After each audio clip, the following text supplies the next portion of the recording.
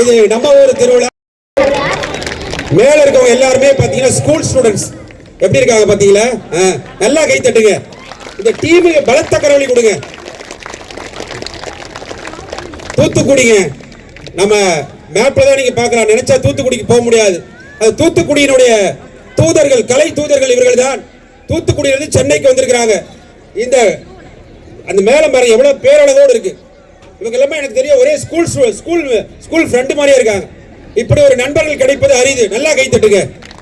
இந்த வயது எல்லோருக்கும் பாத்தீங்கன்னா மோர் தென் 50 or 60 கூட இருக்கலாம். என்ன எனர்ஜி, எவ்வளவு எந்து இருக்கு பாருங்க. ஆனா கை தட்டத்துல எந்து இல்ல, ரொம்ப டவுனாவே இருக்குன்னு நிறைய பேர் சொல்றீங்க. ஆமா, நல்லா கை தட்டம்.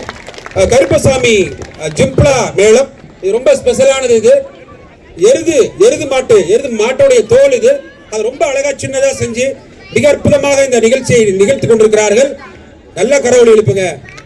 இந்த கலைகள் தான் தமிழ்நாட்டினுடைய ஆகச்சிறந்த செவ்வியல் கலைகள் ஒன்றாக தூத்துக்குடியில் இருக்கு. எனவே கரவொலி தான் ஆகச்சிறந்த செவ்வியல் ஒலி.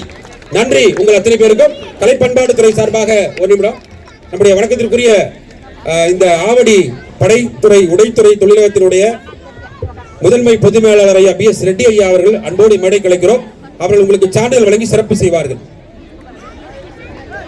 வீரம் இந்த வயசுல ஆடுறாங்க பாருங்க, அதுதான் நீங்க பாராட்டப்பட வேண்டியது. இந்த தோழமை தான் ஆகச்சிறந்த கலையை வளர்க்கும். ஒரு கலை என்ன செய்யும்?